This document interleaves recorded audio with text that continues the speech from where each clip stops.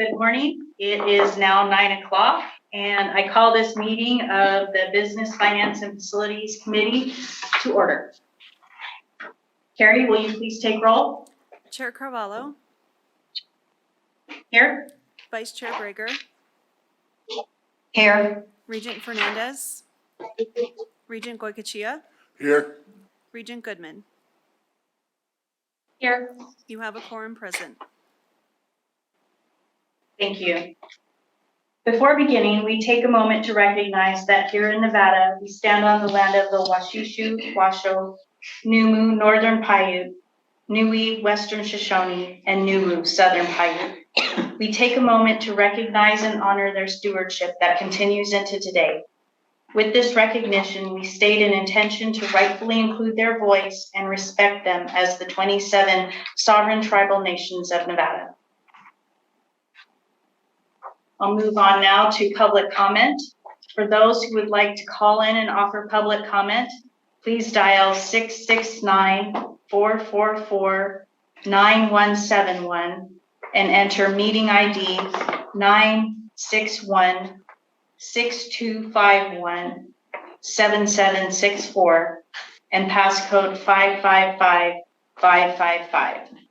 Is there any public comment at Great Basin College?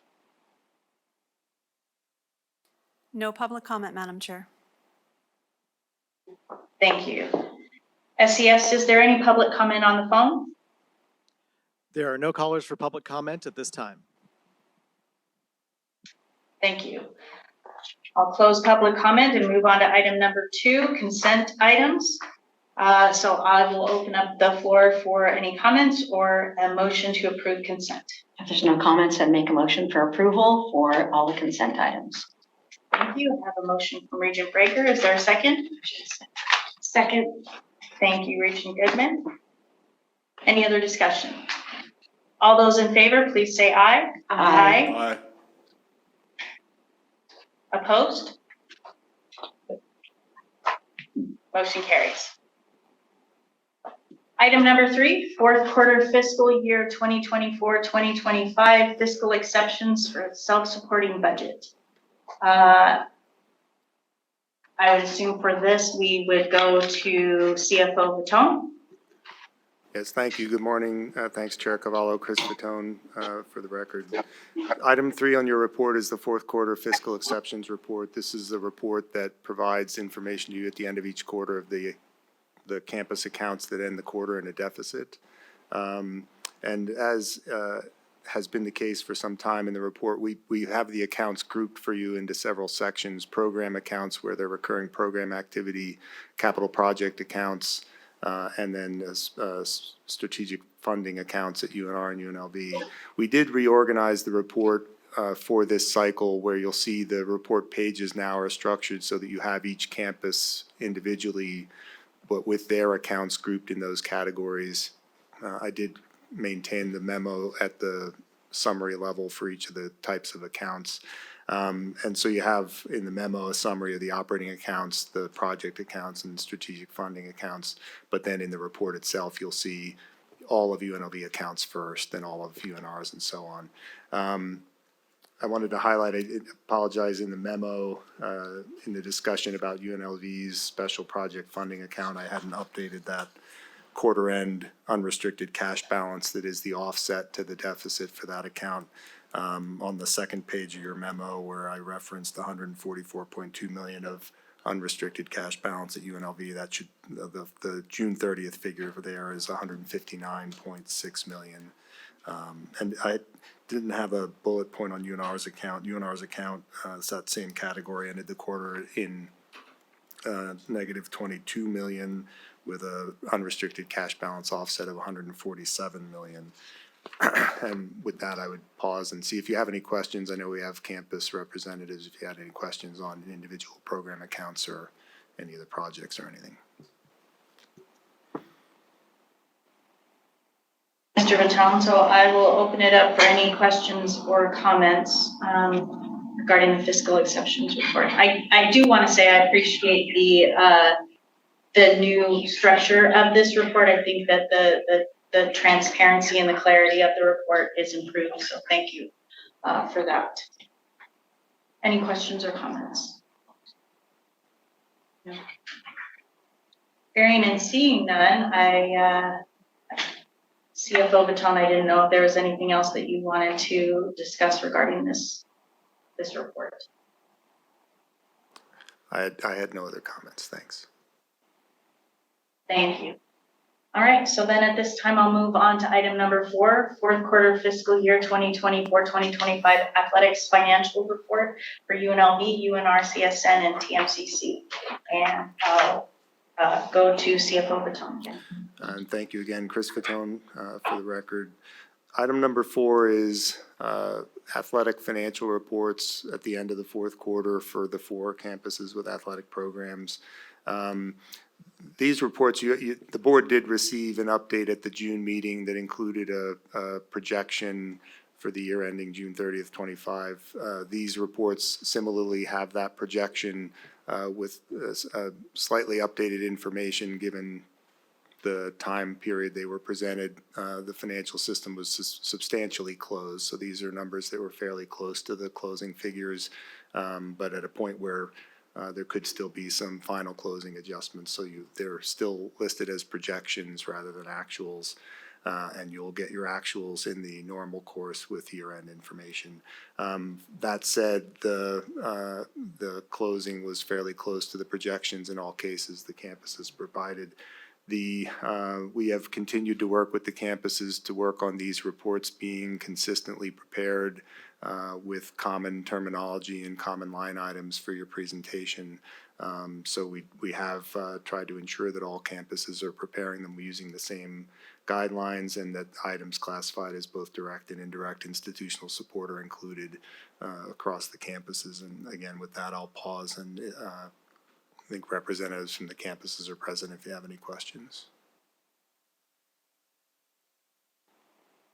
I'll open it up to any questions or comments from Regents on the committee.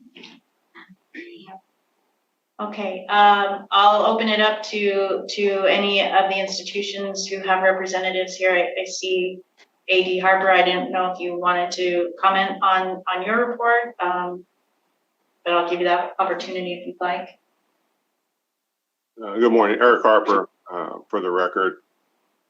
I just wanted to say we've been working really hard with campus as well as with the system office on getting these reports more streamlined, and I think we're in a really good space right now for the streamline of these reports to be closer to our projections through the pro formas that we have at this particular time. I think we're moving in a positive direction.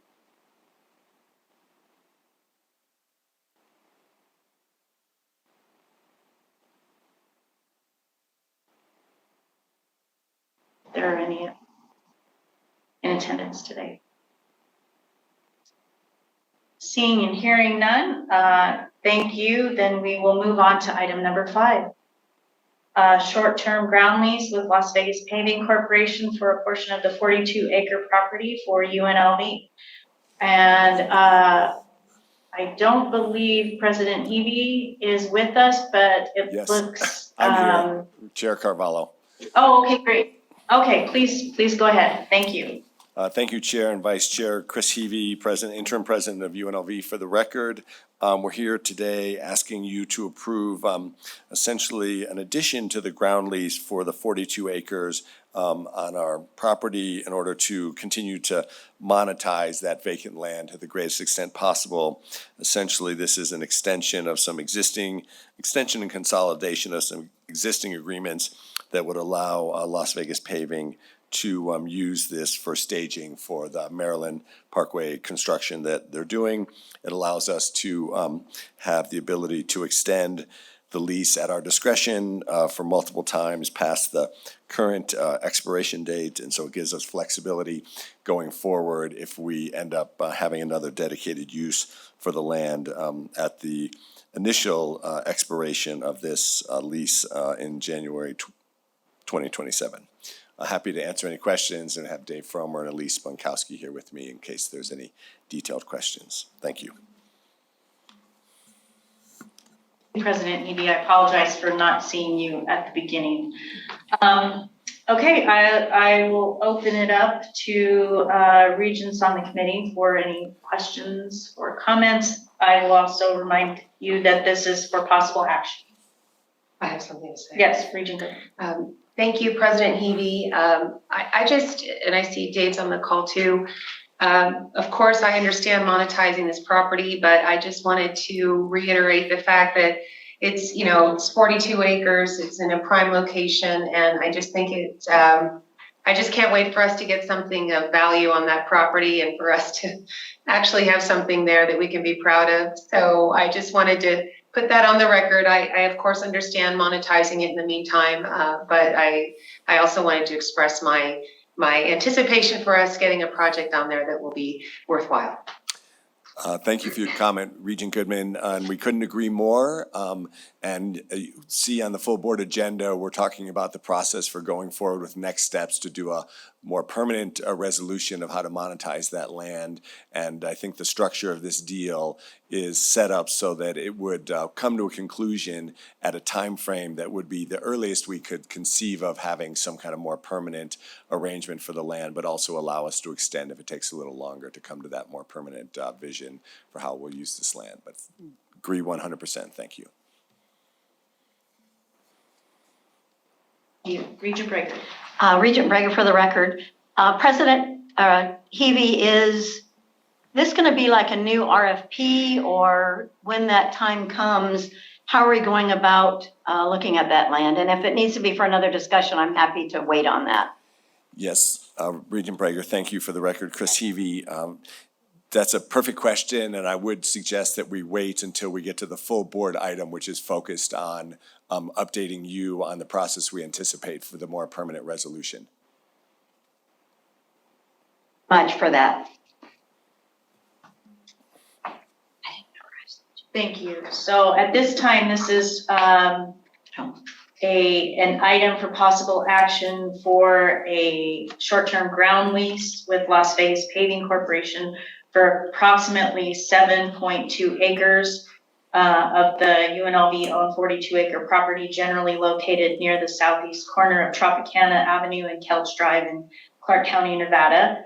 And so at this time, I would entertain a motion to approve this this lease, along with authorizing the chancellor to negotiate, finalize, approve, and execute a short-term ground lease, along with any ancillary agreements or instruments required to implement and manage the ground lease, including but not limited to any amendments to or extension of the ground lease. All aforementioned agreements and instruments shall be reviewed and approved by the NSHE General Counsel or NSHE Special Real Estate Counsel to implement the terms and conditions required to finalize, execute, and administer the ground lease. Motion to accept by Susan Breger. Thank you. I appreciate that motion. So I have a motion from Regent Breger. Is there a second? Second. Second from Regent Goodman. Any other discussion? Madam All those Chair. in favor, please say aye. Aye. Yes. Regent Goodman. Yeah, just a quick question now, but this subcommittee action is only to forward it to the full board, right? That's our recommendation, to bring it to the full board, as I understand it. This to approve just over a 7-acre ground lease. There is an agenda item for the full board to discuss the future plans for the entire 42 acres. And I'll open it up for legal to chime in if it goes back to the whole board. And Yes. Jimmy Martinez for the record, just to clarify, so the committee items, the committee moves it for approval, and then it does go to the full board as part of the committee report, and it requires the full board to approve it at that time. I think that's what you're asking. Thank you, I'm fine with that clarification. Thank you. So at this time, I have a motion and a second. Any other discussion? All those in favor, please say aye. Aye. Opposed? Motion carries. Thank you. Item number 6, allocation and use of capital improvement fee funds from UNLV. And for this, I will turn it over to Interim President Chris Healy. Thank you, Chair Carvalho and Vice Chair and Board of the Regents members. Today, we're asking for the authorization to use $4 million of our CIF capital improvement fee funds to support the matching that is expected from State Public Works in order to complete the planning for our new business building. And so we were excited in the last legislative session to, along with UNR, receive planning money for our key capital priority. The expectation from State Public Works is that we match the $6.2 million that the state has allocated for this project with $6.2 million of our own money. And we're prepared to do that. And our request today is to allow us to use $4 million of capital improvement fee money as part of the total $6.2 million match. We will note that this has been a little bit different than previous ones where the bill did not require the match, but the match is expected from State Public Works because they've estimated the full cost of the design of the building to be roughly $12.4 million. One of the pieces of good news in that is that because the match was not required, the State Public Works will use the state dollars first and the university dollars second. So if the cost comes in below the $12.4 million to do the design work for this project, we would actually then not have to allocate the full $6.2 million. But as we know, these buildings will be quite expensive, and so all of it will be available for the full cost of hopefully constructing this building starting soon after the close of the next biennial legislative session. Thank you very much, and we have our team here to answer any questions you may have. Thank you, President Healy. I'll open the floor to any regents who have questions or comments, and this is for possible action. I move to approve. I'll second. Thank you. I have a motion from Regent Goodman and a second from Regent Breger. Any other discussion? Seeing and hearing none, all those in favor, please say aye. Aye. Thank you. Opposed? That motion carries. Thank you so much. Item number 7, Sixth Amendment Interlocal Medical Office Lease with UMC of Southern Nevada, UNLV. President Healy. Thank you, Chair Carvalho, Vice Chair, and members of the Board of Regents. Here we're asking for an approval to extend a lease that we have in partnership with UMC. We were looking at potentially moving this office location, but the lease that you had approved at a previous meeting ran into some difficulties with the landlord as they experienced some quite substantial challenges. That I'll let Mike Wixom brief you on offline if you're interested in that story, but we were deeply appreciative to University Medical Center for having the flexibility to allow us to extend the lease at our current location for long enough to come to a more permanent home for these medical parts of our practice plan. We're happy to answer any questions you may have. Thank you.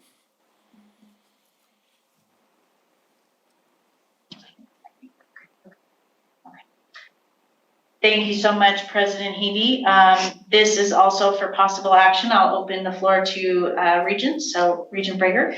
Thank you so much. In regards to this Sixth Amendment, as we look at this, and I know you sort of alluded to looking for a permanent home, is this and I apologize, I did read this, but I read a lot of things. So these are 2 6-month extensions. And then during that 12 months is how I'm going to look at this. Are we looking to possibly have that future to where we're not continuing leasing? I'm still against leases. Yes, thank you. Especially this many years. Thank you for that question, Regent Breger. It's our understanding that UMC would like to essentially bring this to a close so that they could use this facility for their own needs. And so they've asked us to essentially move out, and they were generous enough to be willing to extend it given the problems that we had encountered with the plan that had been put in place. But it is our vision that we will be looking for a new permanent home for these areas of the practice plan. And Interim Dean Netsky is here if she wants to add anything to that comment. Thank you, President Heavey. Allison Netsky, Interim Dean of the School of Medicine. So this current lease is for a 12-month extension with 2 6-month options beyond that. And so we're actively working with Dave Frommer's team to look for opportunities for a permanent home for our pediatrics clinic. Quick follow-up on that. So it's actually 2 years. I read that wrong when I looked at it. And I guess what I'd like to know, you're not looking for, hopefully there's financial stability to not look for another lease, but something that does create that final home for this part of the plan? We're looking at all possible options.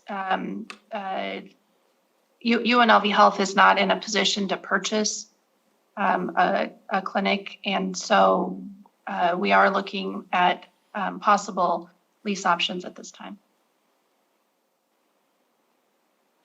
A follow-up meeting at another time in regards to that. Thank you so much. Thank you.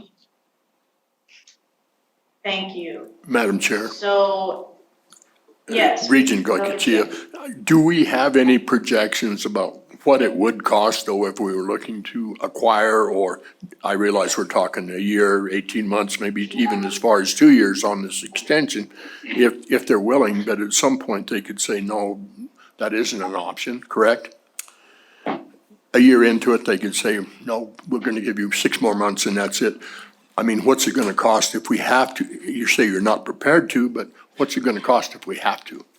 Well, President Heavey, for the record, thank you for that question, Regent Goicoechea.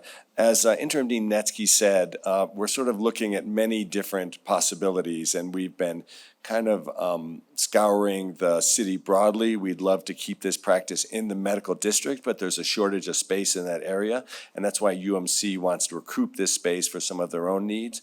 We're also, exploring options with philanthropic partners about what might be possible and what we could potentially bond. And so I think there's a broad range of possibilities that could happen. The most likely scenario is find vacant space that we could lease, but we'd want to enter into a long-term lease for that property because we'd have to do the facilities improvements to make it, adapted to the needs of the pediatric clinic.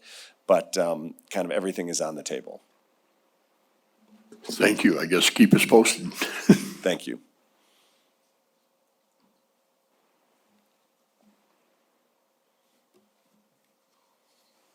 Okay, so as a reminder, again, this is for possible action. So I'll entertain a motion or any other discussion regarding this Sixth Amendment to the interlocal medical office lease with UMC.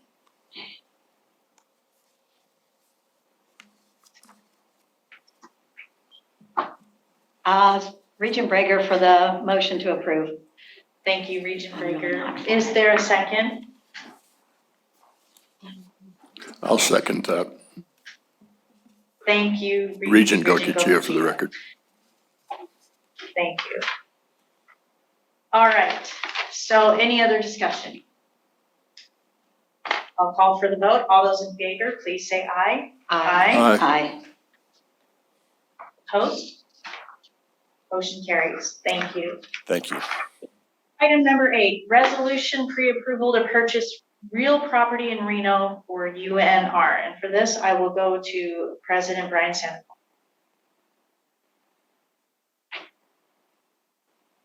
Good morning, Madam Chair, Madam Vice Chair, members of the committee. For the record, Brian Sandoval, President of the University of Nevada. For your consideration today are their university's request for the pre-approval to purchase 2 properties located at 711 Evans Avenue and 628 Lake Street in Reno. These properties, and you're familiar with this, sit within the heart of University Village, where we've assembled a significant amount of properties. We are looking to get your approval or pre-approval at up to appraised value so that we can purchase these properties. There's a really good map in your materials that shows how we've assembled these at this time, and essentially this would complete our assemblage, almost complete our assemblage within the district. And I wanted to make a record also what the sense of urgency is with regard to the 711 Evans Avenue.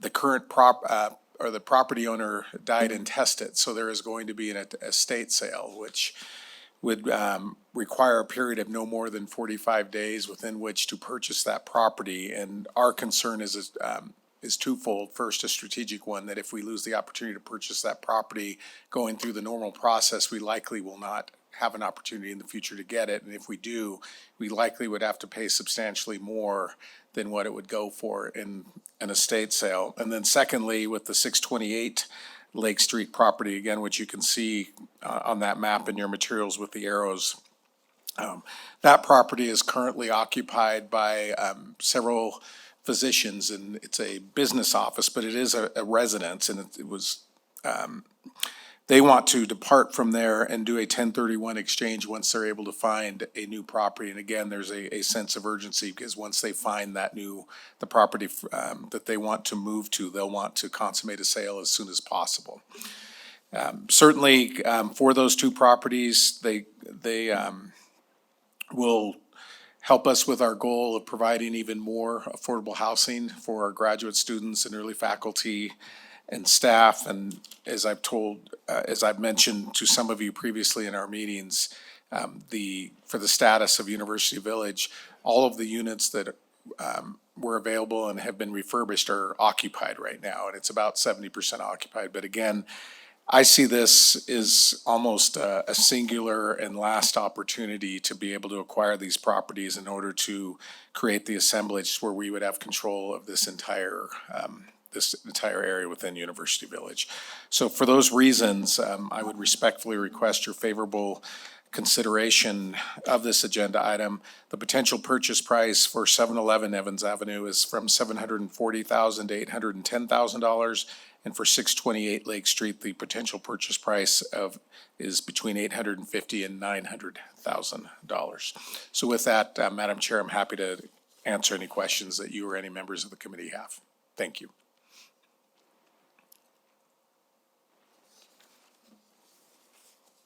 Thank you, President Sandoval. I'll open the floor to Regents for any questions or comments. Madam Chair. Go ahead. Yes, Regent Goicoechea. Thank you, Madam Chair. Regent Goicoechea for the record. I'm comfortable with this, given the fact it can't exceed appraised value, and which is how the law reads. And I know we can go up to 10% over, but legally, but it's not to exceed. So I'm very comfortable with this and familiar somewhat with the area, and I think it's a good move to move forward. And we'll make a motion when you're ready to entertain one. I would just ask that in addition to the Chief General Counsel or NSHE Special Real Estate Counsel, their review and approval for this to also come before the committee.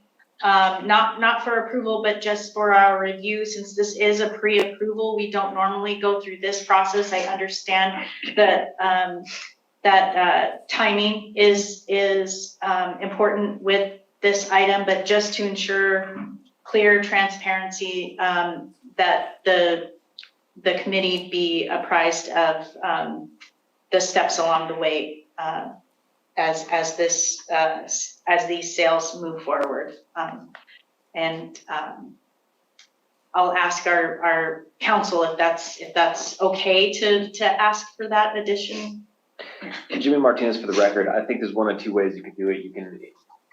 A committee member could include that in any motion that it come back for updates, or it could also be a new business item. Thank you. Michael Wixon for the record. Okay, so Pardon me, Regent. Yes. Carvalho, Chair Carvalho, if you go to the briefing paper itself provides that on proposed conditions for pre-approval, notice of intent to execute the contract be given to members of the Business and Finance Committee of the Board of Regents at least 7 calendar days prior to the execution of the agreement by the Chancellor. Is that notice period sufficient for you, or are you asking for a longer notice period?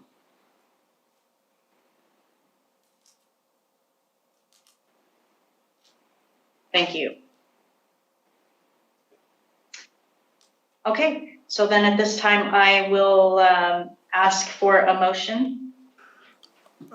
Regent Goycochea, for the record, I will make that motion, but again, I think the question was, will the 7 days be ample time? Yeah, if I can, pardon me, Regent Carvalho. The question I have is, the agenda as presented to you envisions that the committee will receive notice 7 days prior to the execution of the agreement by the chancellor. This is on the bullet point on page 1 of 7 of the briefing paper, under proposed conditions for pre-approval. The question is, Chair Carvalho, is that 7-day period sufficient for you, or do you want a longer period of time? Just to clarify, in light of your earlier question. No, as long as that does come to us in, with at least 7 calendar days prior to execution, that's sufficient. I think that's appropriate in this case. Thank you for pointing that out. With that, Madam Chair, I would make the motion and anticipating we will be noticed at least 7 days prior. Chia, for that motion. Is there a second? I second. Thank you, Regent Goodman, for the second. At this time, any other discussion? Seeing and hearing none, I'll call for the vote. All those in favor, please say aye. Aye. Aye. Opposed? Motion carries. Thank you. Item number 9, third amended lease agreement with the Davidson Academy of Nevada, University of Nevada, Reno. President Brian Sandoval. Good morning again, Madam Chair, Madam Vice Chair, members of the committee. For the record, Brian Sandoval, President of the University of Nevada, Reno. Today, we bring forward for your consideration the request for approval of the third amended lease agreement between the University of Nevada, Reno and the Davidson Academy of Reno. As you recall, the board approved the second amended lease earlier this year in March of 2025. At the time, both parties agreed to confirm the exact gross square footage of the lease space in the Jott Travis building. Following a facilities audit conducted by university staff, we discovered that earlier measurements had inadvertently included mechanical areas which should not have been part of the calculation. This amendment corrects the square footage to reflect the accurate premises and the amount of rent that will be paid thereafter. With that, Madam Chair, we respectfully request the committee's and the board approval of the third amended lease agreement with the Davidson Academy of Nevada, and that the board authorize the chancellor to execute the lease and any non-material or corrective amendments necessary to implement it. And with that, we'd respectfully request your favorable consideration. Thank you. Thank you, President Sandoval. I'll now open it up for any questions or comments or a possible motion from committee members. Regent Goycochea, motion to approve. It makes no sense to charge them rent for the mechanical areas. Thank you very much, Regent Goycochea. Is there a second? Second. Second from Regent Goodman. Any other discussion? Seeing none, I'll call for the vote. All those in favor, please say aye. Aye. Opposed? Motion carries. Thank you so much. Thank you, Madam Chair. Item number 10. Yes, please, President Sandoval. I think he was only excusing himself from the podium. Good, thank you so much. Item number 10, new business. Are there any items for consideration at future meetings at this time from committee members? Hearing none, I will move to item number 11, public comment. Is there any public comment at Great Basin College? Not seeing any, Madam Chair. Thank you so much, Regent Goycochea. SES, is there any public comment on the phone? There is no public comment on the phone at this time, Madam Chair. Thank you very much. So at this time, I will adjourn the meeting of the BFF committee at 9:35.